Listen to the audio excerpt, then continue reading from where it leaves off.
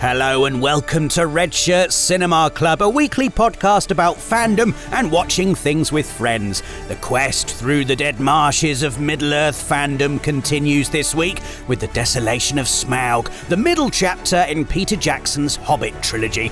I walked out of the cinema halfway through when originally watching this in 2013. Will my opinion have changed? How many times will Nathan swear? Get ready for answers to both those questions and loads more in today's episode.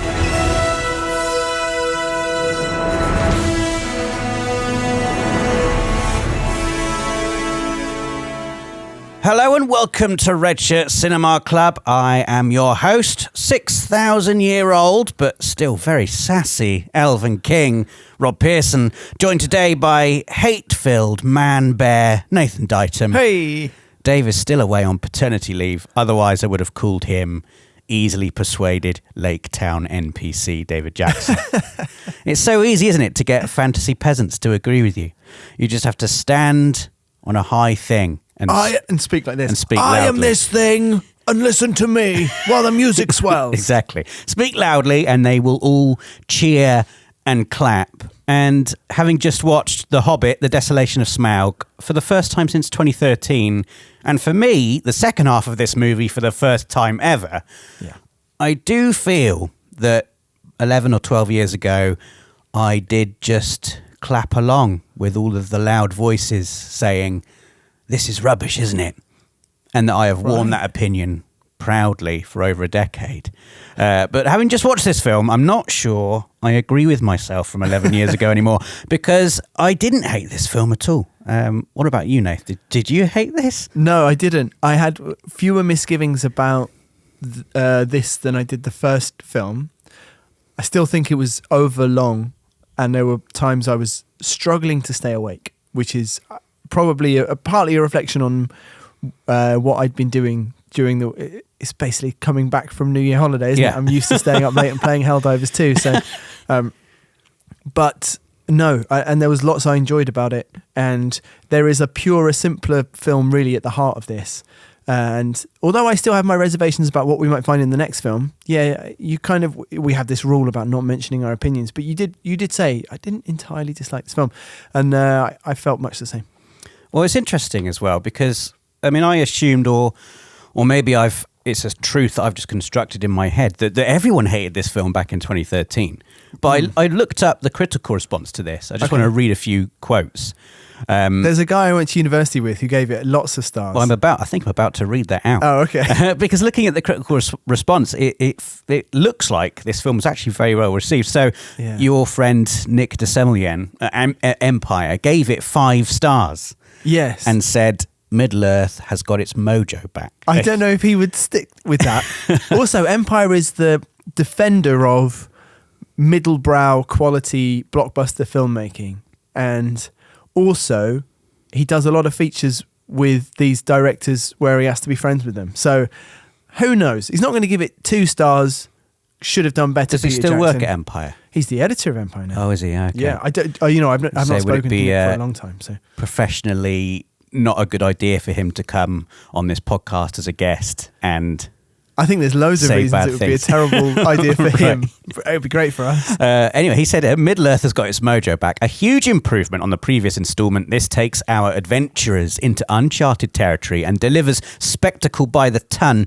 Richard Corliss from Time gave it 4.5 stars and called it a really good movie, superior to the first in that it brings its characters to rambunctious life. Peter Bradshaw gave it 4 stars. I know, grumpy Peter Bradshaw. For The Guardian, saying it was a cheerfully entertaining and exhilarating adventure tale, a supercharged Saturday morning picture, whilst Matt Matum over at Total Film also gave it 4 stars and said it delivers rousing action, incredible visuals, and one stupendous dragon. But you know the classic thing, because I reviewed it for Total Film when it came to Blu-ray. Oh, did you? And I gave it 3 stars. And it's that classic thing you'd often see in film mags where something comes out of the cinema, everyone loves a big, and you've gone to the press screening, you've probably been given some special Hobbit popcorn, but you want it to be good. No one wants to go and watch a bad film, especially when something is a follow-up to something as beloved as Lord of the Rings. And there is that classic step down. Oh, now it's on DVD 4 months later and it's worth a star less. I used to get so annoyed at that, and then I was the person doing it. I guess that is reflective of the fact that the opinions can change over time, and I think that's all right. I think it's all right. Like this. Well, also, it's often different reviewers as well. Of course, it's. I think it's perfectly legitimate to be caught up in the release hype of something like this, and to watch it in the cinema with a bunch of people, and to be just swept away by the spectacle. I'm laughing at the irony that you left the cinema. But I did leave the cinema. But we have discussed previously that I wasn't just grumpily leaving because I was like, this is rubbish. No. I felt ill, and I felt physically ill because we were watching it in 48 frames per second. Yeah. In that I don't cinema. know if there was a choice. No. I don't remember there being a choice. I can't remember whether we watched it in 3D or not. I think it might have been in 3D as well. You went to the now closed Cinema Deluxe showcase in Bristol, Cabot Circus. Yeah. Is that closed now? Is it? I think it's closed.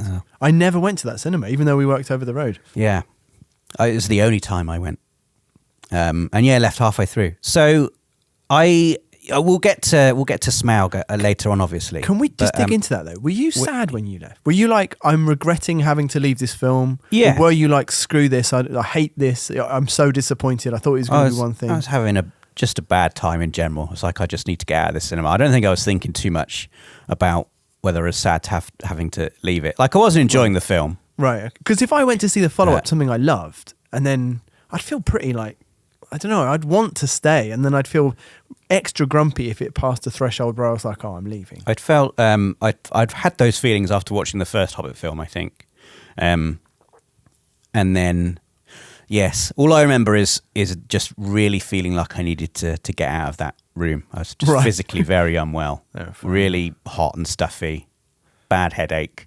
Okay. The horrible motion sickness of watching it in 48 frames per second wasn't doing me any good. But anyway. Let's get on to this, because we'll get on to Smaug a bit later. As Matt Matum says, it's one stupendous dragon. But I think there seems to be like a critical consensus there that the film is just fun and spectacular. And in watching The Hobbit, I've been trying to separate myself from the perhaps unhelpful expectations inherent in being a massive Lord of the Rings fan. And I really can't disagree with the opinion that this film is relentlessly spectacular, like as a visual spectacle. Yeah, I think it's pretty exceptional. I struggle with the CG still. I didn't think it was as bad as I remembered it. I remembered it being offensively bad, the CG in this. There's scenes where I think it does something. It lessens the effect of the landscape scenes, and they seem like a shorthand for the solidity and the grandeur of what they had achieved in the original. Yeah. When you have those same shots, but they're empty apart from something which has been placed in there digitally, that doesn't have the same effect. And I'm sure that there was some of those. Sometimes there was similar digital effects in the first trilogy. Well, there was quite a lot in there that I was surprised to see done for real. Like the whole barrel chase, I remembered absolutely hating when I saw it in the cinema. The barrel fight scene. Yeah.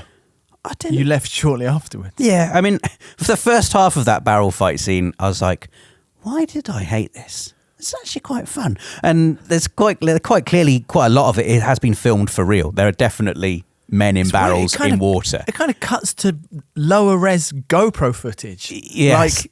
Like, Bofa's just got like a cam on his head. And I think the part where it jumps the shark, this sequence, doesn't it? And it's when is it Bomber in the barrel with his sticks his arms out with axe in each arm, dual wielding axes whilst wearing a barrel as a bit of armor, and then he jumps back into the barrel. Another barrel that's on the water, and then we get Legolas using dwarf heads as like stepping stones to leap about. I had forgotten this. I'd wiped it clear out of my mind. And he does the move like it's almost video game, isn't he? I would spam this move if I was playing the video game of The Hobbit. The slide on an orc move. Yes. You press square to fire an arrow, immediately followed up with circle, which would typically be the slide. But if you do it next to an orc, Legolas will slide on the orc. And yes. I would do that all the time if it was the video game. Legolas does it a couple of times here. It's like in a fighting game where you find like a mid-tier move, but it's actually quite OP and you just do it all the time. So that was where I felt like, I remember watching it in the cinema originally thinking, this is just ridiculous. This is Well, that specifically is like hits on the things that we've already didn't like from the movies that we really love. yes. And it goes a bit far, but it wasn't enough for me on this occasion to be like, I hate this movie. I was just like, fine, this is the choice they've made. It's just a fun action set piece, and I couldn't help but notice how, and we've touched upon this as well with Peter Jackson being very good at, maybe he's not responsible for the choreography of it, but in directing an action sequence with a lot of things going on, the pacing of the action sequence, ignoring the fact that there's some physics-defying nonsense going on with Legolas. Yeah. This whole sequence is pretty impressive when you think about what's going on. You've got dwarves in barrels going down a river, 2 elves chasing them initially, and then a band of orcs fighting the dwarves and the elves. And it's all happening. They're all moving down the river. Yeah. And you can keep track of what's going on. Some of the bits, as silly as they are kind of well thought out and well choreographed and just quite fun. It's amped and amped and amped, and from nothing. This scene is not. They in the book they just go down the river. Just go down the river, and then they get picked up by the men of Lake-town. Yes, which I like, but they of course you need action, and I don't begrudge it that. I kind of feel like I am in the trap of. I feel like I've put myself in a position of when I'm watching these films, looking for anything. The bar is lower because I have this impression that I don't like these films. Yeah. So I'm almost relieved when these films are not kind of actively quite bad. But then when I think about the entirely different scale upon which I enjoy the Lord of the Rings films, how brilliant. I didn't have to lean in at all. I was, ensnared by those films. They were incredible. I loved them. The highs, the drama. And when I think about The Hobbit, and I'm enjoying it in snatches, and basically the best I can say about this film is it's not as bad as I remember it being. Yeah. It's on a different scale is all I'm That is what I can say about the film as well, but then I think that it being as bad as I remember it being, the bad that I remember it being is heightened by my love of Lord of the Rings, which I think is possibly unfair to these films. I'm not sure it's unfair because I know what you're saying. It's definitely a high bar to clear. But what else are we going to compare it to apart from films made by the same creative team, the same director, quite recently, set in the same world? I think it's almost... And they... I'm comparing it to no film at all exists. Right. And then we've got this, which is... If I was just looking at this film, I would say it's a visually spectacular, action-filled fantasy romp with a brilliant dragon in it. The dragon wizard is incredible. This is kind of what I mean. I feel like it's done snatches of The Hobbit brilliantly. Do you know, there is more and more of a discourse on Reddit and other communities, I imagine, but I'm mostly on Reddit for these things, where younger, and we've had some in Mailbag, where younger viewers, people probably now in their 20s or maybe even creeping into their 30s, encountered these before Lord of the Rings. Yeah. And in that kind of prequel trilogy way, in the Dan Wheeler verse, they're completely on board with these films because they saw them first and then they saw Lord of the Rings. Or if you're a mid-60s dad with no taste whatsoever, you think these are better than the Lord of the Rings as well. Yeah. But let's go through it then. Let's go through the film. We've got the Bree prologue scene, which sets up the first meeting between Thorin and Gandalf. Yeah, quite like it. Nice little shot of Peter Jackson eating a carrot. A little nod to the Fellowship of the Ring. Yeah, he's got a name, that guy, isn't he? I think it's cut out of the theatrical version, Peter Jackson in Bree. I can't actually remember. Me neither. I just remember his face. But he's in the Fellowship of the Ring, he's really sort of like unrecognisable and the rain sloshing down. Here it's just... Oh, there's Peter Jackson. Yeah, well, I guess at this point, he's famous enough to be recognisable as well. He's won all the Oscars. And it's like if Steven Spielberg walked out and just munched on a carrot and then walked out. There's like I'm going to use the term Marvel-esque little wink to camera there, where immediately you can hear the murmur in the cinema. Right, it's Peter Jackson. Maybe it's Hitchcockian. Maybe that's because Hitch is in all of his films. Hitchcock do that? He's in almost all of his Wow, own I did films. not know that. He's walking a dog. Who is he in Psycho? I think he's walking a dog while Thingy is driving a car around town at the beginning. I've not seen very many Hitchcock films. You probably have a have an aneurysm if I told you my opinion of Hitchcock. But quick, do it quick. I think he's the most overrated director in the history of cinema. Oh, maybe we should watch some because maybe we should. I like him a lot. I've seen Psycho, I've seen Rear Window, and I've seen The Birds, which I found laughably bad. Yeah, The Birds is interesting. I feel like The Birds is one. Anyway, let's not talk loads about Hitchcock. No, let's talk about Beorn. That's like the first bit of the film, really. The first time I watched it, I was out immediately on the reception of Beorn. So I mentioned I reviewed these for Total Film on Blu-ray, and this was the extended version I think that I reviewed, and it was the first one with loads of behind the scenes stuff, and it's interesting because it in terms of they did set out to make two films, and included in the behind the scenes on that Blu-ray for the first time I think is a documentary where Peter Jackson explains to everyone, we've got three films. We're going to make 3 films. And there's like a sense of relief because I think that they'd realised that they weren't going to be able to finish the trilogy, and that they'd sort of run out of time. So it was great. And I think it was a bit of back and forth with the studio. Anyway, within those documentaries, there's a scene where he's given, I think it's 3 different... So they'd obviously briefed the design for Beorn, and then he's reviewing it. And I'm sure he has to make a million decisions every day on a project like this. And lots of them are quick. And lots of them are... So much of the quality of it will be about the people that you have in your team already, about the expectations and the quality bar and the culture of work that goes on, about that original brief, about the preparation you've got, about the time you have and all of that. And because I hated these films like when they first came out. And so I was watching this going... And I think I remember having a conversation with Matt Alley about how have they made Beorn look so... completely stupid, and here is this moment in this documentary which just shows it, and he's basically got 3 designs, 2 of them look great, and he picks the bad one. And it's, he's not an idiot, he's just, you know what I mean, every now and again you're going to miss, I don't know, or maybe they were going for something and it didn't quite happen. The guy's obviously a giant Scandinavian guy, perfect for this role.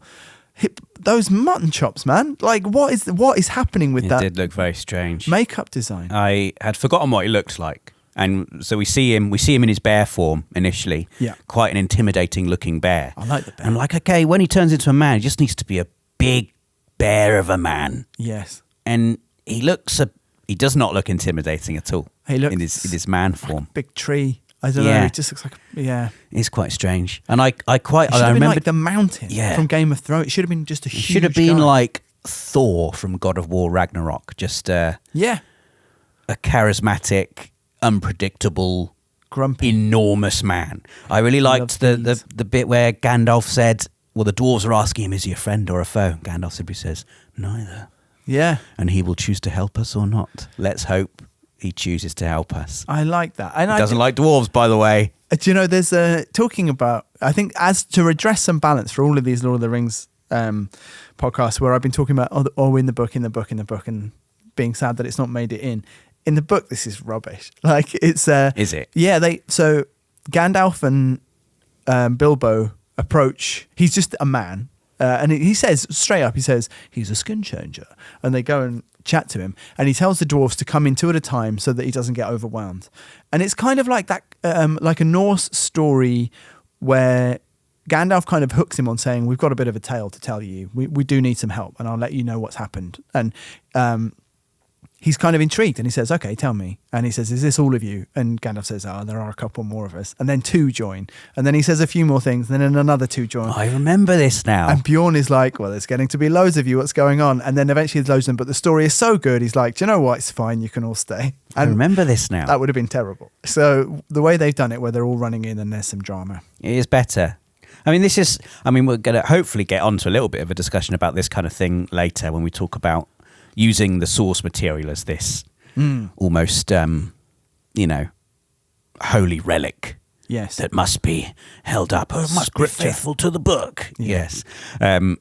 So in that sense, making that kind of decision, there's like it works perfectly for a child's story. Like it's almost comical, isn't it? It's fun and it's funny when you get that sense of, dramatic irony where the audience realizes what Gandalf's plan is, and you're like, oh, I hope he can succeed. I hope Beorn doesn't realize that Gandalf's being his funny wizard clever self Well, here. also the dwarves are kind of comic. They're kind of popping up from, there's so many of them. They're popping up from everywhere. Yes. Anyway, I didn't love Beorn. I loved the fearsomeness of the bear. I did not love the design of the man. No. And I would have to agree. And there's the big B, which we had the 3B. That's the 3B, the 3D Bumblebee, Yeah. which we had lunch with Dave yesterday, and he said that if he was here, he'd just talk about the bee.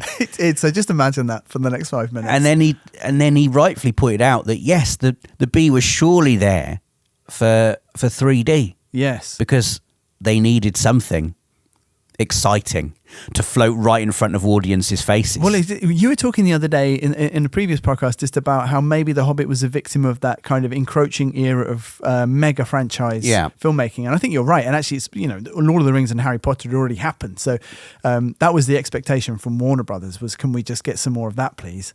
And also, this reminded me, because the other thing Dave did was he walked past the charity shop on the road that he lives on, and he sent a picture of the next film, and he was like, oh, if anybody needs the Blu-ray, it's in the window. Battle of the Five Armies is here. And so I went to look at see how expensive it was, and I sent you guys a picture of the front of that Blu-ray. Yeah. It was £15, so I didn't buy it. And it was a 3D version with like ultraviolet download, and it's just the snapshot from like whenever it was, 2013. Or do you remember that? Do you remember 3D at home? Oh my God, I remember my brother-in-law had a 3D Blu-ray player and a 3D TV, and we watched Oblivion, the Tom Cruise movie. Oh, perfect. In 3D. Oh, it's a terrible, terrible movie watching experience. What a time. 3D. Anything where I just, no. Oh, I do remember what did I watch in this? I watched Avatar in 3D with my dad. I feel like there's a film that that needs to be watched in 3D. It's probably Avatar. And I watched Gravity in 3D, the space thriller with Sandra Bullock and George Clooney. Yeah. Really, you refuse to call that a sci-fi film, don't you? it's not science fiction. Yeah, we go. It's a thriller set in space. And there's a moment in that, I think, where Sandra Bullock cries a single tear, and the tear sort of Shoots at the floats. audience. It floats around because it's no gravity in space, and the tear just forms into a ball and floats right in front of you. And it made me think: would that be in the film if Alfonso Cuarón had he been briefed, like, we need a moment, we need a 3D moment, can you make something 3D? Well, I guess probably he signed up to do a 3D film, and so they're looking for those moments. And so you've got probably from, I'd guess, around 2012 to 2014, all big blockbusters from that period. I've either got a B or one tier. Have got little digital 3D moments in Yeah, that are just there for the audience to be like, oh, because when you watch it now, just a flat two, why is there a big bumblebee? I know. I did think that. It is strange. Anyway, we've got to crack on because we can't be talking for 3 hours about this film. So, Really quickly though, because Tolkien also did a translation of Beowulf. I thought you were going to say Tolkien. The bee is in the book. The bee, yeah, he said this bee came right up to the Bilbo's face. And Beowulf, I always used to think was named after a wolf. I think it's actually named after that relationship between bears and bees and wolves. Beowulf is the name means bee wolf because that's what bears are, because they eat honey, I think. Anyway, that's wow, a fact I didn't know that. So it does mean bear. So his name is basically bear. So Beorn is like an ancestor literarily. What is Beowulf. What is that bear called you fight right at the start of God of War Ragnarok? It's Michael. Oh, no, I don't know what the bear. Atreus turns into the bear. Oh yeah. Is it? I think it's Beorn or something like that. But it's very. I remember fighting that bear and be like, oh, it's close to that man in the Hobbit, the bear man in the Hobbit. And I guess it's all has its roots in those mythologies. Norse myth. So the next stage is Mirkwood, like a big set piece. I remember vividly from the books. Yeah. I can't remember whether or not Gandalf leaves the company at this point in the book. He does. But he does in the film. Yeah. He doesn't explain it in the books. Yes. And in the film we get to see what he does. Yes. Which I can't remember exactly whereabouts in the film that happens, so we'll have to talk about this. He goes to a casino. Well, it's like that gift. I was delayed. He was at a rave. I really wish he was. He does go and have some fun wizard times, though, Gandalf. which Yeah. we'll talk about, because I quite enjoyed those scenes. So what's your take on? So there's two bits to the Mirkwood. There's spiders, Yeah. and then there's elves. Spiders and elves, yes. And again, quite different from the book. And actually, I just got to this part in the book, and it has to be different. So it's kind of like, I guess it lowers the bar of, it lowers my expectation, or it makes me, no, that's the wrong way of putting it. It makes me more open to what the adaptation is going to bring. And that actually did give me some thoughts, especially about the elves. But what did you think of the spiders, first off? I thought the spiders were pretty good. Like, I have just been reading up on the spiders of Mirkwood and whether or not they are in fact descendants of Ungoliant, The children of like Ungoliant. Shelob is, and they are in fact. So they are related to cousins. Shelob. I quite enjoyed the detail, which I imagine was not in the book, that when Bilbo puts the ring on, he can understand the language of the spiders. I love that touch. Yeah, and it's not in the book. He can just understand when he stops and listens. He just understands. And that's obviously a decision that Peter Jackson has made, because it's not in the book. But I think it is a decision that does make sense when you think that, okay, these aren't just giant spiders. These are the spawn of this horrible dark spirit that has links to Melkor, the very first Dark Lord, Sauron's master. Yeah. And in fact, Ungoliant was just this awful darkness that just devoured light.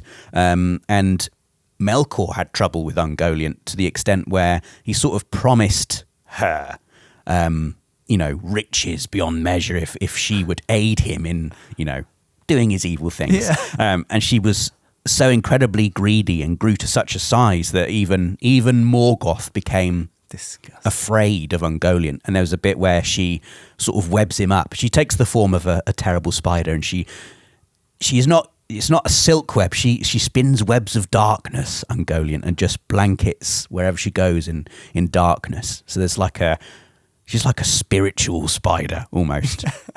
And New Twitter bio. Morgoth lets forth this cry of anguish and almost fear that is so horrible to behold that it just turns this entire valley into a place of ruin and despair forever, I think. And that's where I go. That's chilling.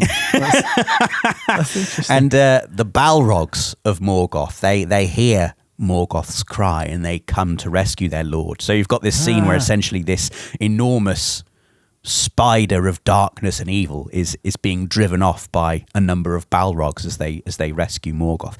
And that's very cool. Ungoliant then goes and mates with some spiders, right? With some horrible spiders, and creates just obviously an army of spiders. Spawn of horrible spiders, one of which is Shelob, who she escapes to Cirith Ungol. What you said about the blackness reminded me of, I'm going to get this line very slightly wrong, it's only 2 lines, but it's describing Shelob, and it is all living things were her food, and her vomit was, or darkness her vomit. It's something like that. Like she's just vomiting darkness. Yes.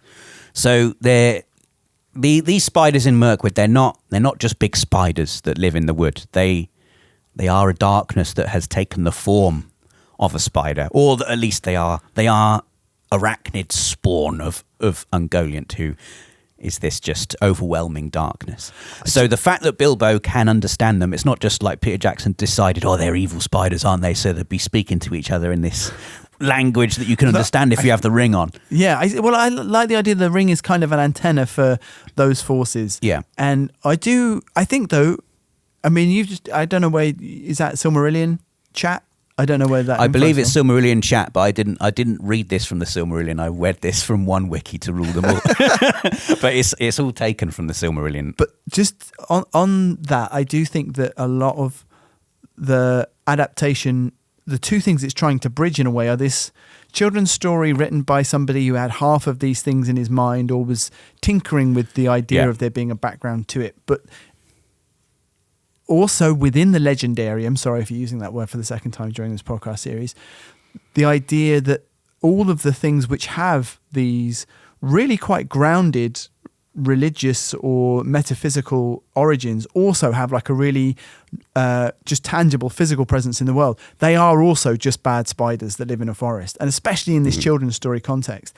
And I think that what makes this such a difficult thing to adapt, I think Lord of the Rings in a way is difficult to adapt, but you can kind of do that. That's much more in a epic tone anyway and register, so that adaptation is not so hard to balance. But then when you get to The Hobbit and you're not only trying to live up to your own film series which you've made, but Tolkien's own work superseded The Hobbit in lots of ways. Like the idea, when he's reading the story to his kids, these are just scary spiders that live in the forest. And then later on, all of those things about them are true. And Peter Jackson knows that.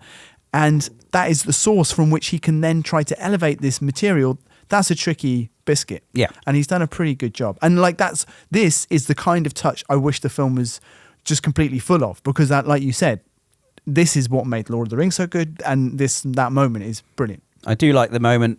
I do like Bilbo's. He's good here, Bilbo. He gets some good heroic moments, and I like the little callbacks to Sam stabbing Shelob in the underside with Sting, and Bilbo does that here to lots of the spiders. And he's just pretty good at it. Well done, Bilbo. He does. In the book, he runs around calling them Atticop and Tom Noddy. That's it. God, it's Atticop. all coming back to me now. I don't know. I'm glad they didn't put that in the film. But there's one scene where it's less heroic, really, in the film in a way. Yeah, there's less swordplay, but he doesn't really know what to do. And he gets like a stone, which is the size of his palm, and he throws it and he hits 3 of them, I think, in a row, and they just die. He's just like, wow. And that would have been like, he's almost more of an accidental hero in this scene. And actually my big talking about adaptation and linking it up to the kind of moral stakes of the previous films, we know what the ring is now, and so does Peter Jackson. And they have that scene where he loses the ring for a moment, and is that like a larval spider? What is that thing that almost picks it up? something for Bilbo to kill. That white thing. That the audience can be like, oh, the ring's already starting to get a hold of Bilbo here. And I feel like that is a betrayal of the moral simplicity of Bilbo within this story. I really dislike Bilbo in this whole film trilogy. And I don't know if it's because that's how it's written. I don't know if I feel like the Jackson movies give him a bit of a rough ride. There's a sort of an ability and a braveness. Well, braveness, I think, is maybe. And like this, and just daring to get up and go and do something. I think we mentioned that kind of walking quote about Tolkien, just like an exercise of the will, which just means you're just not sat down. And I think that he really, that's the thing which he values, which is invested in Bilbo. So I kind of feel like him losing his shit like this, and the deliberate callback to that kind of smug, like mine. I hated that. I don't know. Maybe it's doing a job for the audience and it's showing the difficulty of the thing which he's wrestling with.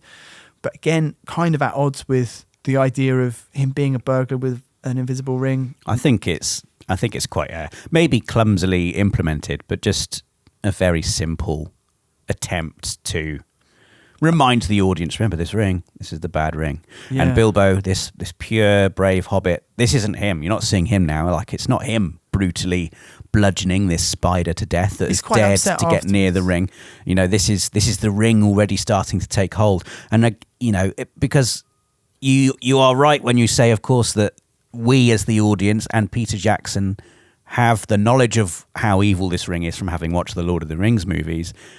In the book, the ring has no discernible effect on the will of Bilbo. All it does is turn him invisible, and it's very useful in a lot of sticky situations for Bilbo to turn invisible and save everyone. How are you going to make a tiny hobbit be able to save all the dwarves from this forest full of spiders? He can turn invisible, and he's got a really good elven sword. Yeah, and he's brilliant at throwing stones. You can't. I don't know if you can just have the ring as this benign object when you're making an adaptation of The Hobbit 10 years after you've already made The Lord of the Rings. You've got to have it in there somewhere. You're probably right. I feel like maybe this is combining with what I didn't like about Freeman's performance anyway. Yeah. I was trying to think about alternative ways they could have played this scene where you see that effect and maybe he's just shocked or overwhelmed. There could be a more innocent, less kind of smug and aggressive way of showing the effect that the ring is having on him. Because he's if anything, he's more aggressive here than he is in Bag End with Gandalf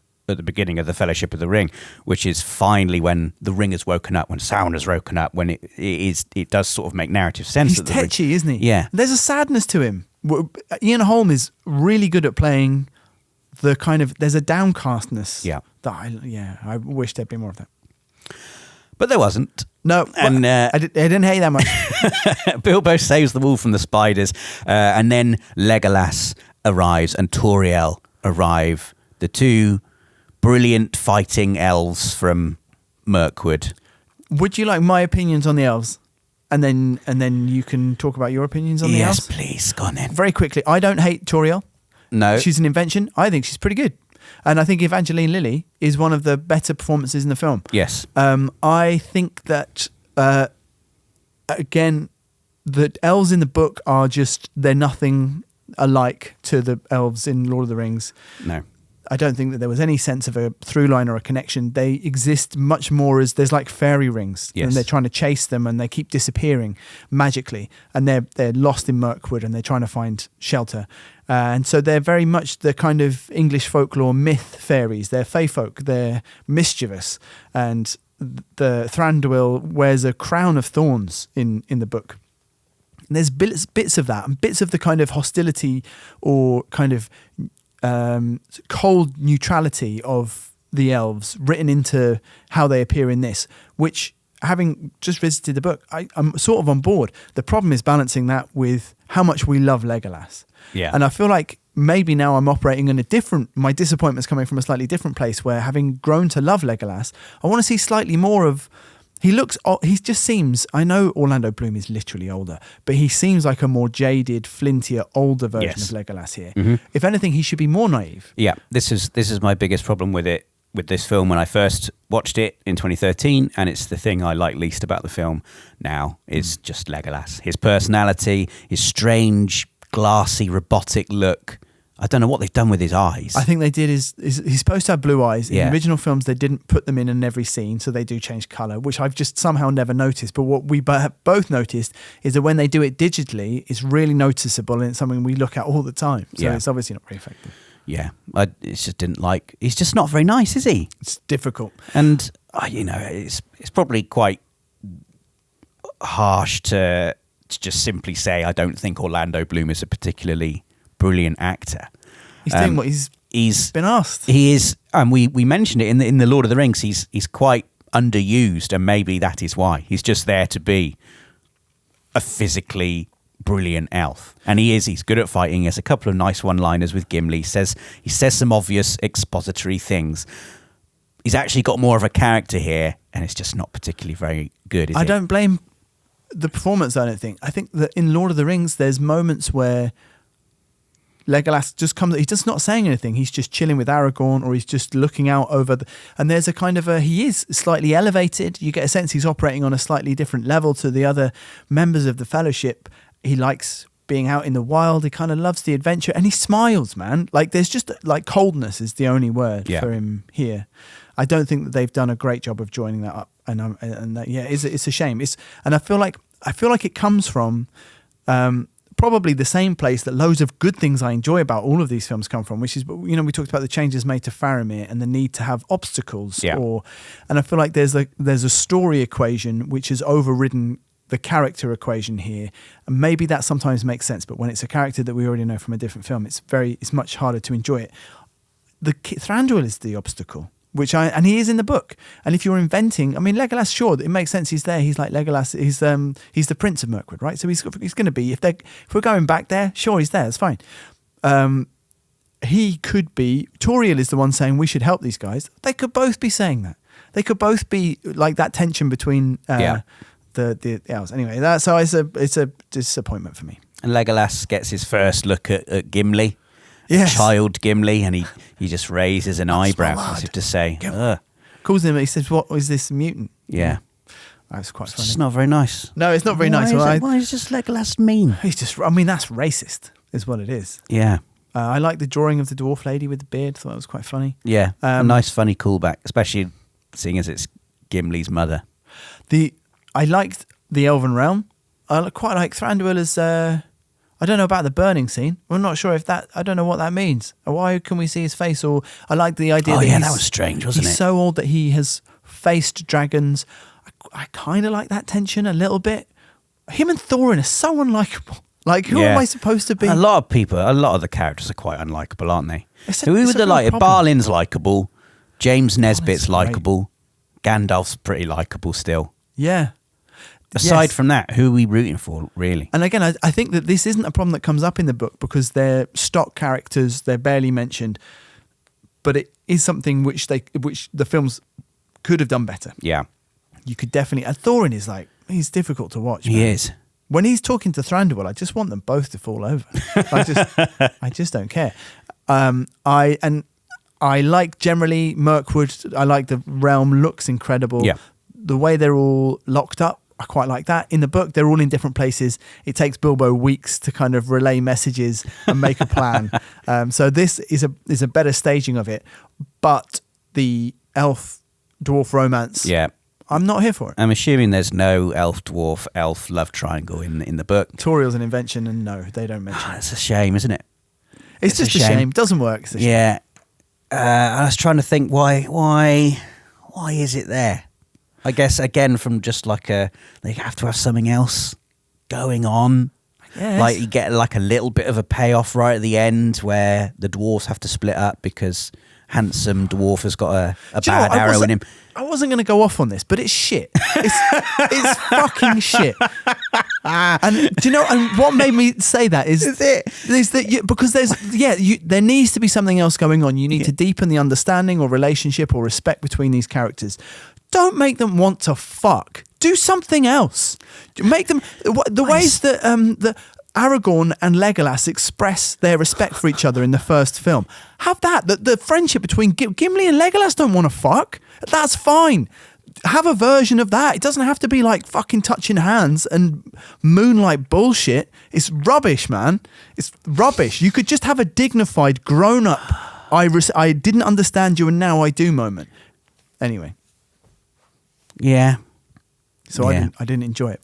I didn't enjoy it. And they made him handsome specifically so that he could potentially fuck an elf. I don't think I hate it as much as you do, but I don't enjoy it. Why didn't they make them look like dwarves? They should all look, if they all look like Gimli, it would be amazing. That's how they all should look. Just the 12 Gimlis. Just stocky, but they could all be different colours. I don't care. Balin looks great.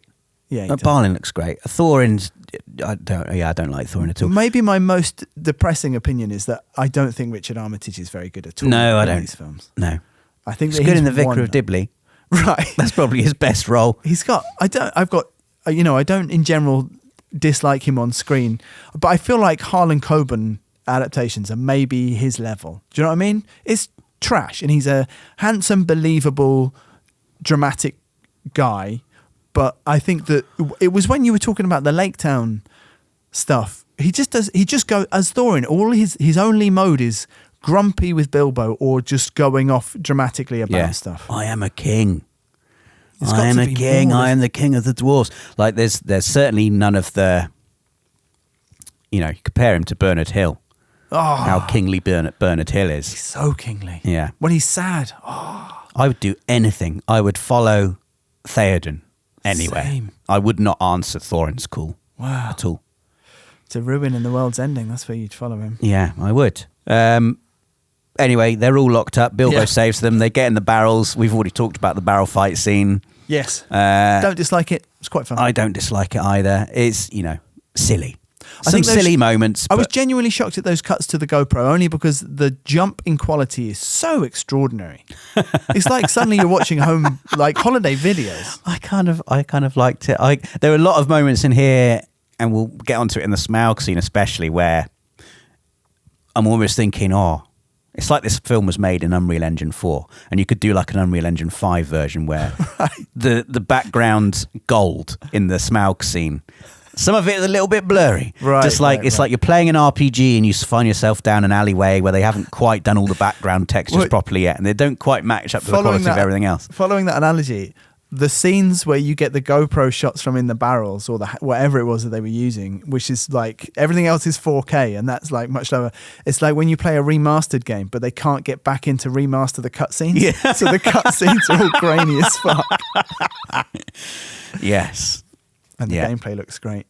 But we have the barrel fight, and then they meet Bard, and they make a deal with Bard to smuggle them into Lake-town in barrels filled with fish. So I just don't like I don't like the frostiness. Everyone hates and mistrusts everybody else, and it's like I said, it's conflict. It's like bang, storytelling. Story is conflict. Here's our conflict, and it means no. There's no warmth anywhere apart from when people want to fuck.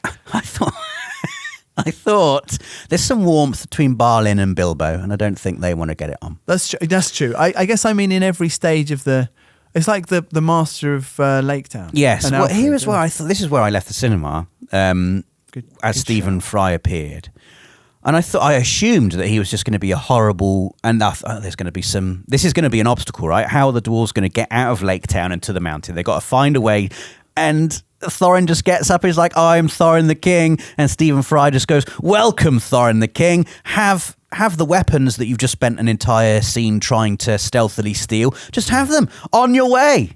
And the obstacle is that Keely or Feely, whatever he's called, the handsome one who loves Toriel, has been arrowed by an evil arrow from one of the orcs. Jeff Keely. It's not Azog. Is it Bolg? Bolg, that's it. He's the bad orc in this film. And I think he shoots Feely. That tag team bullshit is like... because obviously, as we have discussed in the actual Legendarium, Azog the Defiler is dead, and Bolg, his progeny, is the one who is pursuing Thorin. Yeah. And in here, it's like they've got Azog, but just for one movie.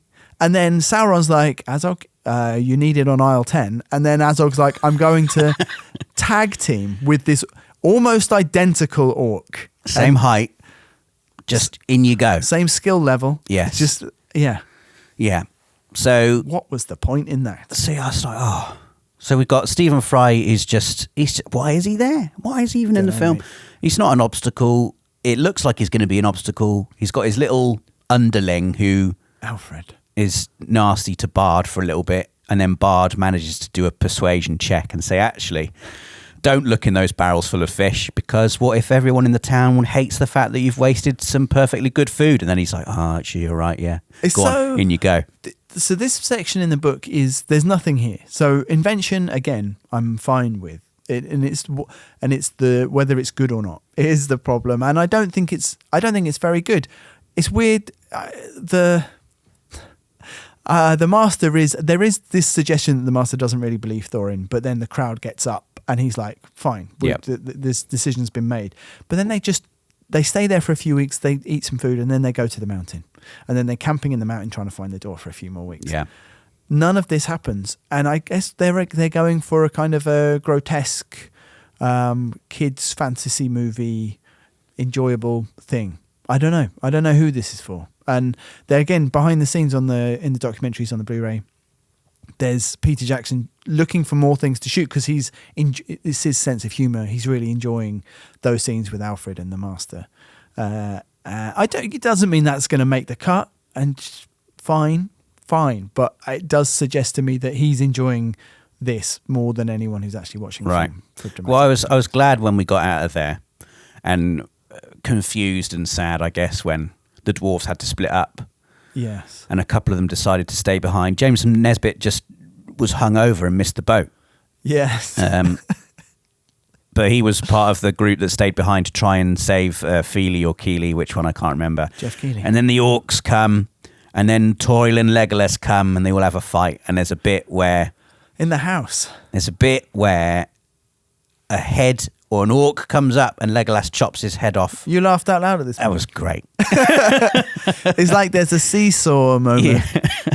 And an orc is launched into the air. I think it's maybe because we just watched Brain Dead. And I was like, because there's a little bit of Brain Dead in this. That's true. Just how can we kill orcs? That's why I want them to be more practical. Because a CG orc's not going to die in a film. I'd love it. It would be good. Orcs are right there with zombies.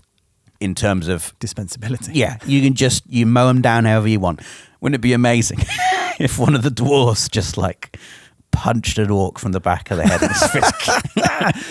I want an orc splatter movie. Brain Dwarf. Yeah. Yes. So we should go back to Gandalf and Radagast. Because we've definitely skipped over the bit where... I think this is where I was starting to fall asleep. Gandalf and Radagast. This was cool. Like, this isn't in the book. But they've arrived at the Tomb of the Nine. Yeah. And they've broken out. I thought this looked good. I thought this looked great. There's the impossible staircase that Gandalf's coming up, which, again, evokes that kind of absurdity, but also terrifying absurdity of like the stairs of Cirith Ungol in Return of the King. Like how impossibly high and steep are these stairs? It's very Dark Souls as well. Yeah, and Gandalf's going into this tomb, and I love how all of the doors are just broken from the inside out.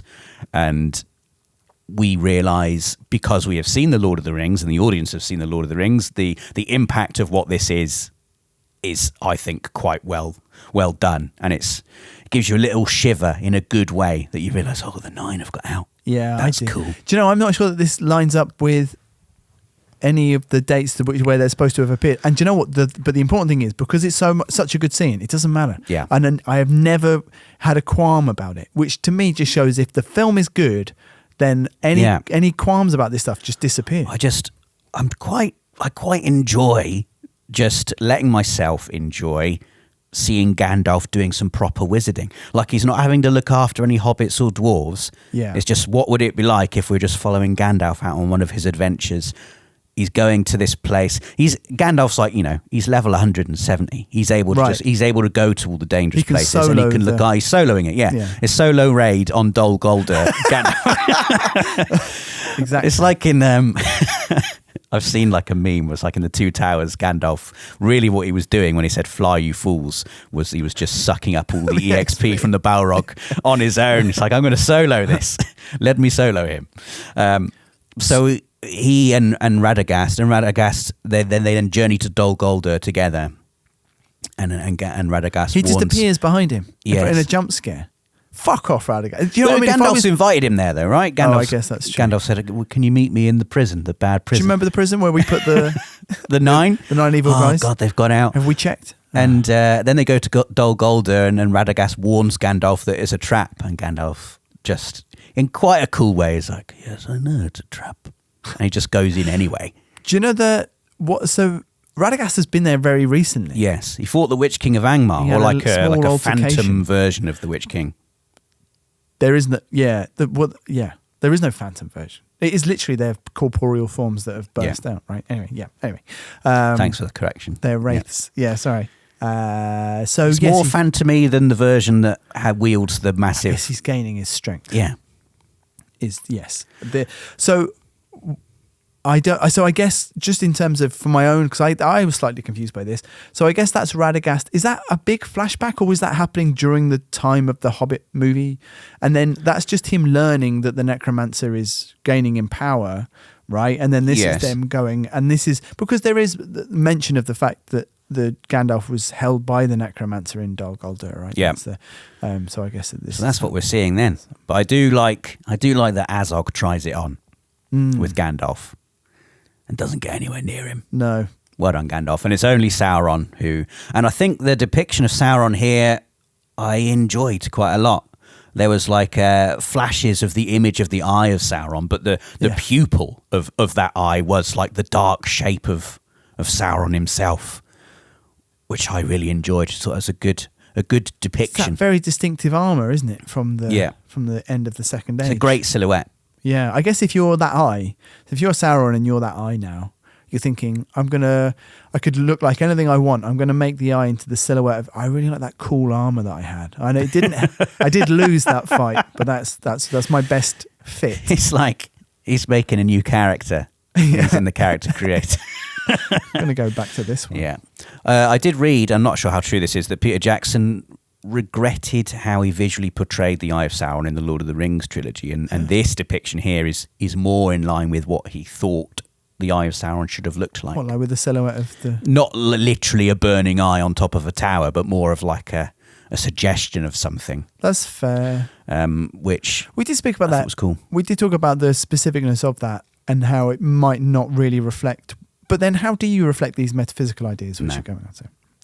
But I just enjoyed this whole bit. I enjoyed Gandalf's attempted escape from Dol Guldur. We get to see him doing some proper wizard stuff. Yeah, he does. He's having a real fight, and just seeing Sauron fighting Gandalf, whatever the form, is quite it's just quite a cool fan moment, isn't it?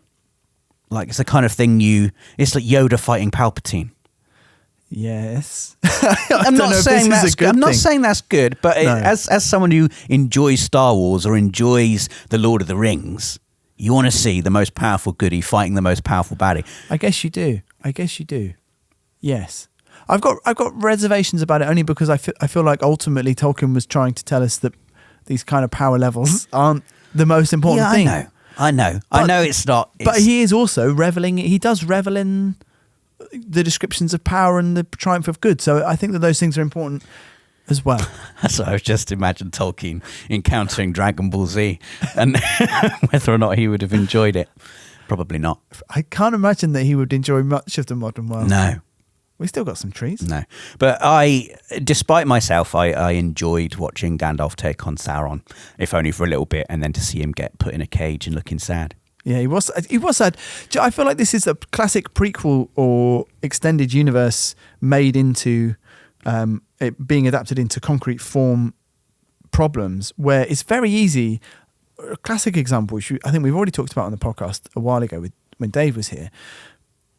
Obi-Wan saying, what's he saying? More civilized weapon from a different age. Right at the beginning of, and it's like the era of the Jedi. For 1,000 generations, the Jedi were the guardians of peace and whatever in the galaxy. And that is much cooler than any version of that you could ever commit to a concrete story of any kind. And everything that happens in the prequels, the Darth Vader, everything, all the betrayal. And this is kind of like that, where you have these moments which aren't described beat for beat in a book like Lord of the Rings, where it's kind of like, oh yeah, Gandalf had to struggle with the necromancer when it was emerging from Mirkwood. And but then when you actually have to see it, there's so many questions. And and you can do these things brilliantly and meticulously. And I'm not sure they did. I'm not sure they did, but I was enjoying it enough that my reservations were just swept to one side for a bit, and I just was able to enjoy it like a child in the cinema watching. Well, there's some stuff you might really enjoy in the next film. Oh, I'm really looking forward to the next film. Oh, great! Just Battle of the Fire, just five armies fighting each other. I don't know what the armies are going to be. I'm assuming one army is the dwarves, one army is the elves, and there's three other armies from elsewhere. Some men. There's orcs. Some orcs. I think in the books the other one is the eagles, but I'm not sure what it's going to be in the film. We'll see. Maybe it's some more dwarves. I mean, Sauron's going to be in there probably. Gandalf's got to have something to do. He's not just going to be in a cage. I'm not sure that Gandalf is there. I can't remember. I have no memory of the Battle of the Five Armies from the book. All I remember in the book is that the dragon gets out, he gets shot in the belly, and then they go home. But you know why that is? Because because Bilbo's knocked out. And then he just wakes up and the battle's already happened. Really? Yeah. That's how much Tolkien cared about battles. Not That's very great. much. Do you know what else is brilliant in this film? The dragon. The Smaug. The Smaug. The Smaug. The Yeah. Smaug. I've seen footage of Benedict Cumberbatch writhing around on the floor with a mocap suit on, doing the voice. It's getting in there. I think, again, it reminded me a lot of the King Kong versus the T-Rex scene in Peter Jackson's King Kong. There's just a lot of restless, fidgety, slidey, just, again, classic sort of Peter Jackson. Everything's... It has to move. Nothing's still, ever. He's very restless. And this whole scene was very much like that.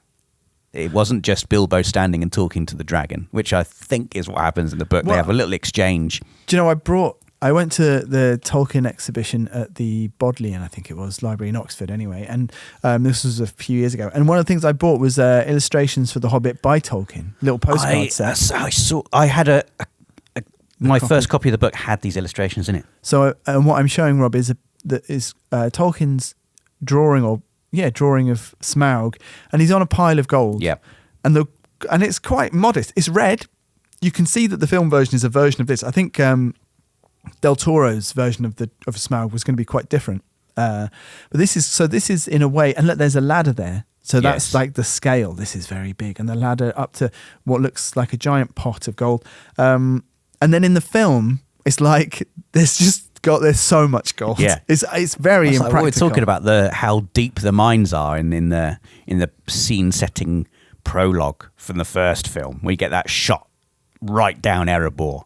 Yeah. It's like, my God, how it's like the size of a mountain but downwards. Yeah. That's how deep and greedily the dwarves have dug when they got all here. these- It's like it is like full Scrooge It's McDuck. like He's Scrooge McDucking An all absolute through the gold. an absolute cavern, literally full of gold. Yeah. And Bilbo's got to come down there and find one jewel, the Arkenstone.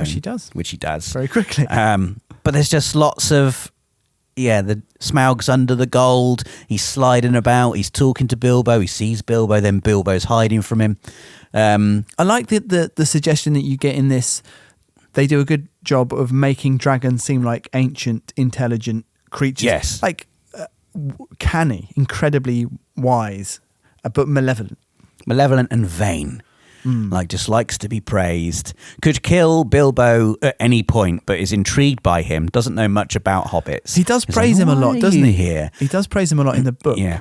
I think. He Yeah. bows to him and I'm pretty sure Bilbo's lines where he's like, "Your magnificence, such a stupendous Smaug the stupendous," or whatever he calls him. Yeah. There's a lot of that. There's a lot of Bilbo being quite sycophantic in the book. And Smaug, I like the pose he does where Bilbo says, "I've heard tales and the stories fall far short of your true magnificence. I just wanted to gaze upon your magnificence." And Smaug literally does a pose for him. "And what do you think of me?" It's like, he does proper dragon pose. That's an emote. He's pressed the emote button and he's just done the full flex, wings out, tail out.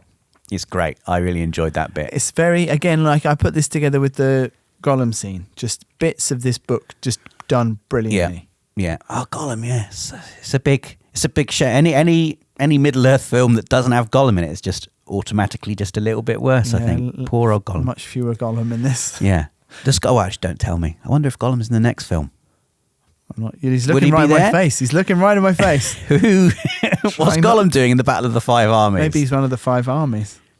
Who knows? But yeah, I thought Dragon was great. I thought Benedict Cumberbatch did a great job, and whatever effect they put on his voice just sounded very Dragony. Very dragony. I really think there's a probably maybe even a 4-star film in here, which is 2 hours long, maybe 1 hour 45. Yeah. Where you breeze through Lake-town. Yeah. Like, you don't need to have. Bard is like, but he's not very good either. I don't think Bard. No. Why is everyone so grumpy? Yeah. Everyone hates Bard's ancestor for apparently missing all the shots on Smaug with that special wind lance. He's called Bard the Bowman in the book, right? And it's just his whole deal. He's really good at shooting a bow. Yeah. That's it. That's his whole deal. And I guess that when you're talking about that register of a legend, it's different. You don't need to have all these details. And he's got 4 kids, and they're all really Welsh, and no one knows where the mum is, and everyone's starving, and the master's horrible. Like it's so grim. Show me something else. Anyway, next. Dragon. And then we get, again, in terms of the spectacle and in terms of the choreography, you would call it an entertaining scene where the dwarves I would not fight the dragon. I hated it as well. But I'm trying to look at it from the point of view of, okay, you've got to have some kind of climax. They just run away. It can't just be Bilbo having a little parlay with Smaug. There has to be an action climax. Why? I don't know, because it's a film, and we've been building up to this moment now for 2 entire movies, like nearly 5 hours worth of screen time. The dwarves are here to reclaim their home. So much I don't like about this. A lot. It's absurd. It's so video gamey. It's like when you go into a giant old thing in a video game and you have to do like this huge environmental takedown. Use the bellows. And it's so unlikely. Everything Make the is dragon light the bellows with his fire. Yeah, well, we're going to cover him. We're going to very slowly contrive a plan to move him around and cover him in gold. This seems like a terrible idea. Can we not just run away? It is very video gamey, isn't it? And the amount of times that the dwarves are able to take cover from dragon fire by hiding behind that fire's coming next to you. Pillar of rock. You're in bits. You're dead. You're cooked. You're a sausage. It is absurd, but again, there's just, from a choreography point of view, I was just looking at it and I couldn't help but admire the creativity and the invention of some of the things that are happening. Like just being able to think up Thorin surfing on a sheet of metal down like a molten river of lava whilst giving orders to everyone. The idea it's been empty for decades, but everything just clicks on. They've got a mold. So I guess when the dragon came, they'd already loaded up all the gold, ready to be smelted, and they had ready a mold of a giant dwarf. That's what they were going to make. Made of gold. And that was all ready, but they just couldn't pour it. And they all understand how to work this incredibly complicated machinery. Yeah, they're dwarves, they just know. And there's a space where that giant dwarf is being cast, just big enough for an incredibly credulous dragon to go and put its face right next to it, ready to be burned. Just not my favourite. No. Anyway, and then the next He both scene. loved and hated the action scene towards him. He loves and hates himself. I loved when he span around in the air. That and the was gold cool. came off. That was cool. Yeah. I didn't really like the what have we done? Like, this is a story about a bunch of dwarves trying to steal some cups. Come on, like, I don't need this. You can imagine them in the writer's room, though, just Fran Walsh, Philippa Boyens, Peter Jackson. Like, what's the final line in this film going to be? Yeah. The final shot will be Smaug flying over to Lake-town, and Bilbo just looks, what have we done? I remember so distinctly coming into this, having not really liked the first one, hoping against hope there was going to be something better, which I think it is better. Yeah, but, I think it is. But going into it with that mindset the first time I saw it, it didn't register that way, really. Getting to the end of the film, realising that they were about to end the film and being quite cross, and then that last line coming and just thinking, this isn't a cliffhanger. When Merry and Pippin are taken by the Uruk-hai and the Fellowship splits and they're like, we're going to Mordor. All right, well, we're going to go and hunt these guys. I cannot wait to see that film next year. Well, this is what I'm going to turn up next year and a dragon is going to be burning children. Like, I don't know. I needed to see that. It wasn't a natural breaking point for me.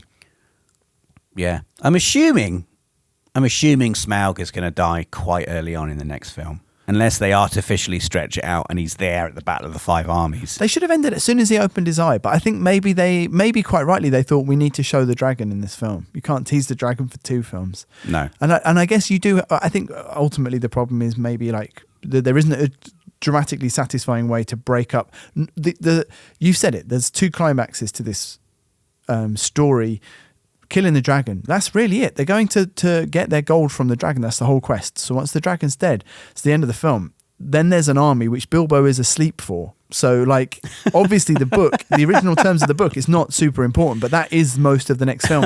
And they've tagged on the actual climax, which happens, like you said, within the first quarter of the film. It's not great. I don't think that's great. Oh. Well, I'm still looking forward to watching it. And just overall, I thought this was an enjoyable romp. That's what I would say. If I was working for RogerEbert.com. Fun. Great fun. 4 stars. Enjoyed bits of it, and I would give it 2 stars. 3.5 stars. 2. 7 out of 10. 4 out of 10. I didn't enjoy it. I didn't enjoy it loads. I enjoyed it more than I did last time. Yeah. I watched the whole thing, so Hey. I definitely enjoyed it more than last time. And we watched it in normal frames per second. Do you know what the Desolation of Smaug is? No. The title of this film. It is the title of the film. Yeah. It's a small line from a description in The Hobbit of the area which used to be full of living people and a community around the mountain, which is just like got smouldering grass, brown fields, like, and that is, he said, here is the Desolation of Smaug. I think Balin says that in this film. One of the dwarfs says it as they look out. Maybe I was asleep. Yeah, we missed the moon door scene as well. We glossed over that. That's all a bit silly. And I guess that's the idea that, yeah, we did. And I guess that's the point about Lake-town, is that it's kind of under duress. It's these people living in the shadow of this horrible thing. Yes. Well, there we go. Yeah. Shall we do a little bit of mailbag before we end? Yeah. There's one particular email that I wanted to bring out. I don't know if you're going to have picked it out, so maybe you can go through what you've picked out, and if you haven't picked it out, I will talk about it as well. I've just looked at the ones that you put stars next to on the email address. So there's one on the Rings of Power, which I will read, from Stephen Stewart. Yes. Hello, love the podcast. Rings of Power Season 2 is great. Thank you, Steve. That's a great email. P.S. P.S. And here's the real email. I gave up listening to immediate social media discourse quite a while ago, and it's brilliant. The Acolyte is a good watch. Rings of Power Season 1 is a good watch. Miss Marvel was a fun watch. Most things are actually pretty good if, on the run-up, you maybe watch one trailer and ignore the old drunk at the end of the bar tweeting about how everything is woke and my childhood is ruined. I completely agree, like absolutely agree, even though I still think that The Acolyte isn't very good. But, you know, I think it on my own terms, and that's fine. I'm not going to enjoy everything. Yeah. Not everything you don't like is an attack on you. Shut up. Steve continues. Dave, Star Wars is still fine. I'm 45 and I had no intention of watching Skeleton Crew, kids in American suburban-looking street scenes, but have found it to be really quite lovely and heartwarming and fun. Laugh it up, Fuzzball, he says. That's a Star Wars quote, Rob. I've also been watching Skeleton Crew. It is fun. I don't even know what Skeleton Crew is. It's if you imagine taking the Goonies and then remaking it as a Star Wars TV show, which is just going to conclude next week. I've not seen the Goonies. And it's got Jude Law in it. It's like Spielberg kids, you know, right, running around doing stuff. I guess it's difficult to ignore social media buzz or chatter considering the industry you work in. You'd actually be surprised, Steve. We do a good job of it. But if you can take a break from listening to random twat opinions on the internet and go into a new show free from expectation, then I usually find I get a bit more out of it. There are exceptions. Anyway, keep it up. Love it. What are the exceptions, Steve? Well, The Acolyte. No, that's for me. You kept me entertained on a few flights recently, lots of coffee runs, and during working at my desk, though I admit I preferred the film synopses when they weren't time constrained. That's fine. We stopped doing them now. In fact, there's been no constraints on anything we've done for quite some time. So that's Steve. Thanks very much, Steve. There's another message from Tommy T, which I see that you have picked out here, Rob, which I'll read. Tommy T, I believe, was telling us about some of the Norse origins of the names. Yes, and there's more. There's more in this email. Hello. I'm one episode behind writing this, so what I'm going to cover may have already been touched on. In such cases, this email is to simply be ignored. You discussed the fact that Frodo and Bilbo get to travel to the Undying Lands. It is true that this is an honour bestowed upon them in their capacity as ring bearers, but there are two more mortals who are granted this favour.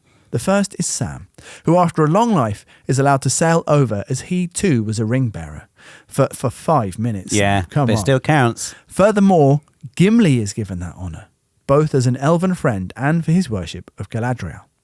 Important to remember that a life in the Undying Lands does not mean eternal life, only a long and painless life.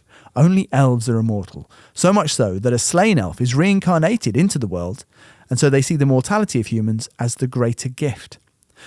As for the dwarfs in the War of the Ring, they fought what could be considered the greatest battles of the war, partly in the north against dragons that broke out in Forodwaith and orcs in what was once Gundabad, and in the east against the 200,000 strong army of Easterlings in and around Rune. Sure, mate.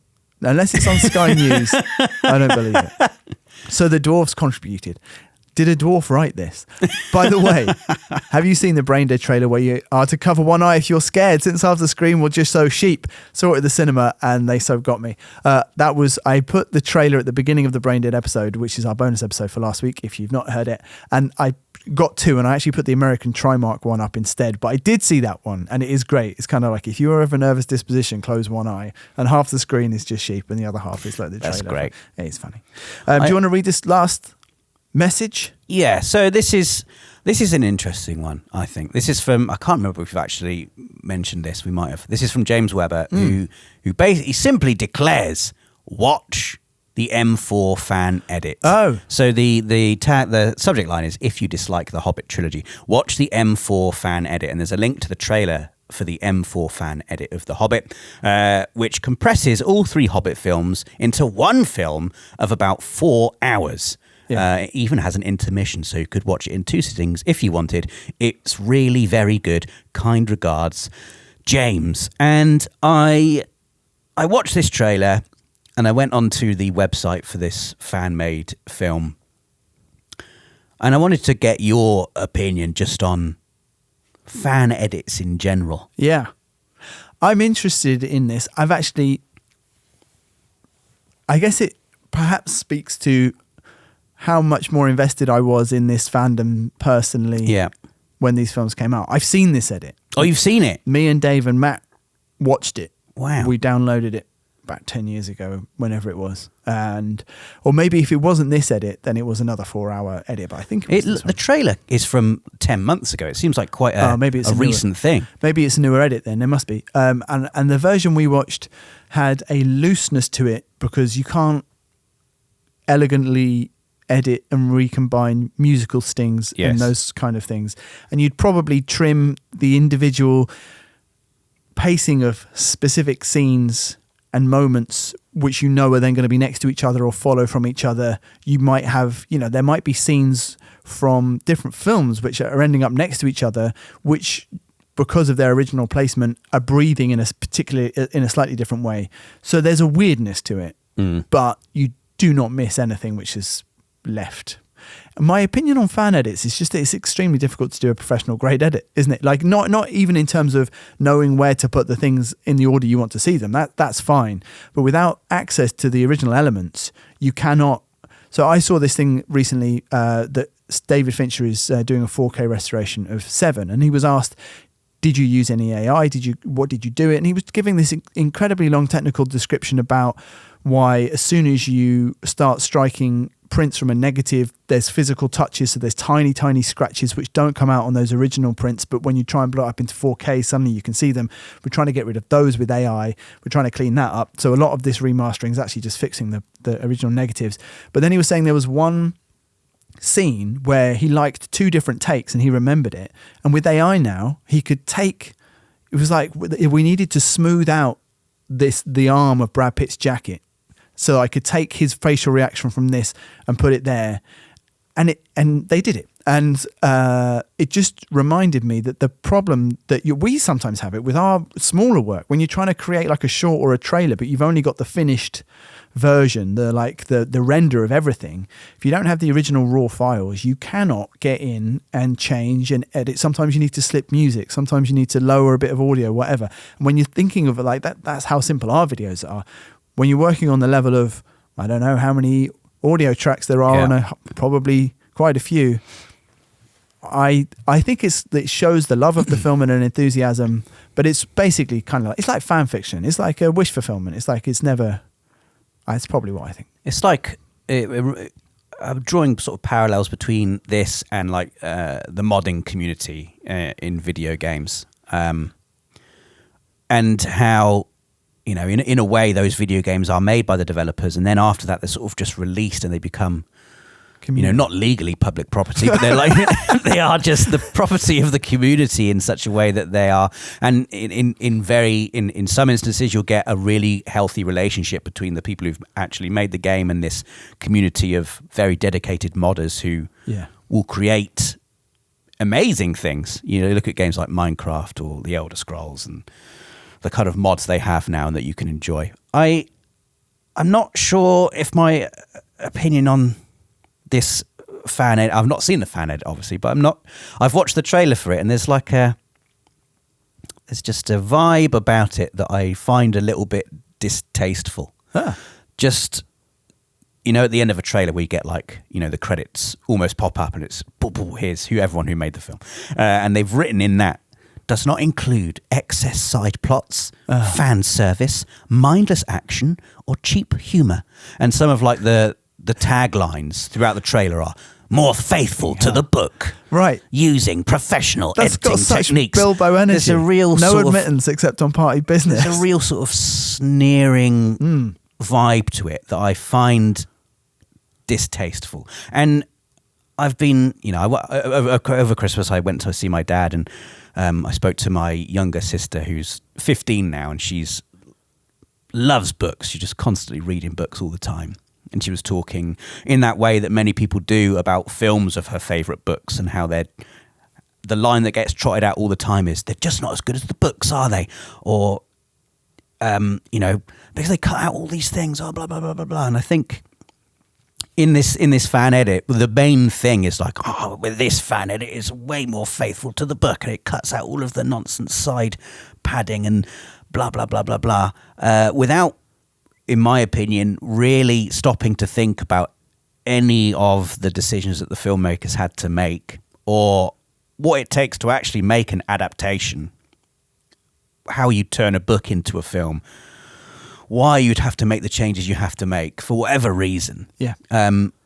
Just making something a scene-by-scene replication of what is in a book doesn't necessarily make it a good film. It almost certainly wouldn't. I can't say with any authority whether this fan edit is good or not because I haven't seen it. But if their whole goal is just to make something that is as faithful to the book, and this is what I was talking about earlier about a fandom holding up books as like Right. this untouchable thing, Sacred. Like I find it overly simplified sometimes, the discourse around books versus films and 100%. whether they're better or I'm trying to articulate why it annoys me so much, but I just there's a this whole thing naivety. it's rubbed me up the wrong way. Well, this do you know what? fan It's thing. harder when someone has taken the time to do an edit and obviously has some kind of creativity and skills and lots of time and effort and enthusiasm for it. Undoubtedly, that's all gone into this. But when you're just sat there going, "Oh, they've done that. Oh, why have they done that?" Of course, you're operating from the fantasy that goes through my head when those things happen. Because again, we get it a little bit. And why have you done that? Why have you done that? You kind of want to invite someone. All right, you're there now. You're there for 2 years in New Zealand with Peter Jackson and his team, and you're having those problems. And there's stuff to do with people's schedules. There's stuff to do with how long you've got to create stuff. There's things to do with how long the running time is. You're talking to the studio every other week. There's 500 people who are relying on you to make their living by making sure that these films get made. What's your big fucking idea? And at the very least, admit that it's a problem. Do you know what I mean? Not just go, they should have, Hollywood, the Suits did this. That kind of talk makes me so angry in games. Same. With the studio, the higher-ups came and said that the higher-ups? What does that even mean? It doesn't.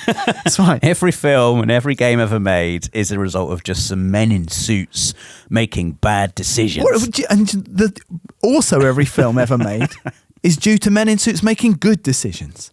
And like the whole, what has X done to this? I can't remember what it was I was seeing. It was like maybe that the BBC's ruined Doctor Who. The BBC made Doctor Who. You fucking idiots. So I do agree, and I'd like people to walk a mile in someone else's shoes. Is I guess what I'm saying. Yeah. But I also think that sometimes you get completely blinkered, completely sure they're right, confident lunatics who rail against something, and then because of that make something brilliant. And sometimes that kind of absolutely focused passion is what you need to make something unique. I'm sure that lots of brilliant things have been made by extremely difficult people, is I guess what I'm saying. Yeah. So I don't want to just dismiss it out of hand, but trying to understand, walk a mile in someone's shoes. I'm going to watch this fan edit if I can. Like I'm intrigued by it, and it's, I've been on the website and there's lots of like before and after shots, and the color grade's been changed, and clearly Tolkien would have wanted this bee to be more yellow. Clearly, a lot of passion has gone into this, and we've talked about this before. Where does fandom and a love for a thing, where does it curdle? Where does it curdle and slip into something a little bit more toxic? I guess you would say. Yeah. It's been called. But thanks for that email. I can. Do you know what the thing is? It's weird, isn't it? Weird and it's the same.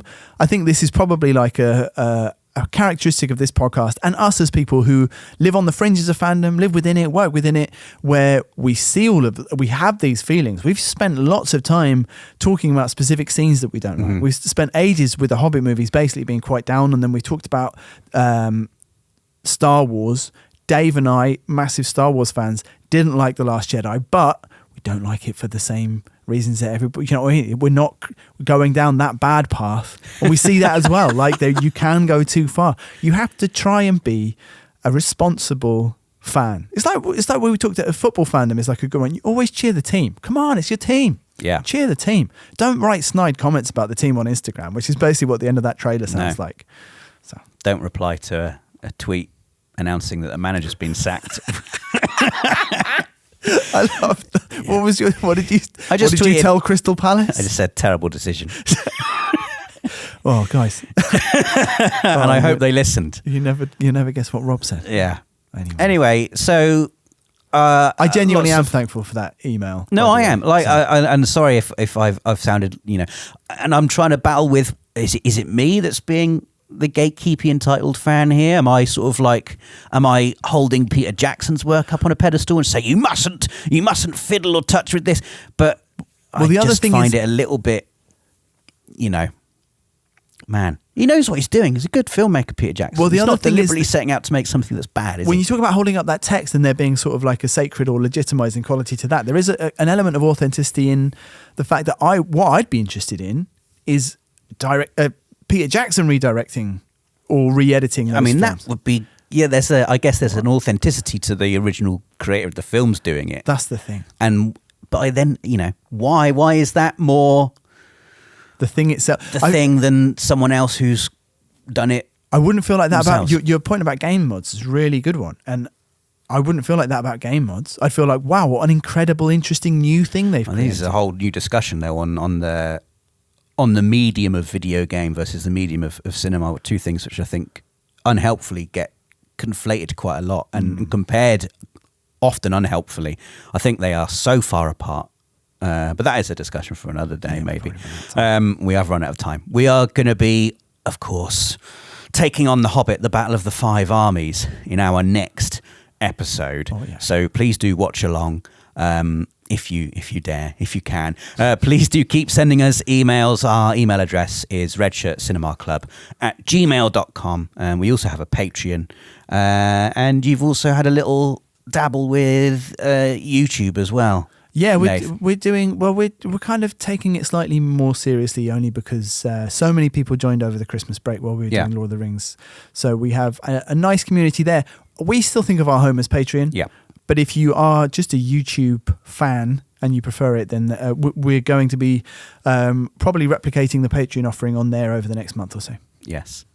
So look forward to that, and we will see you in our next episode. Goodbye for now. Bye.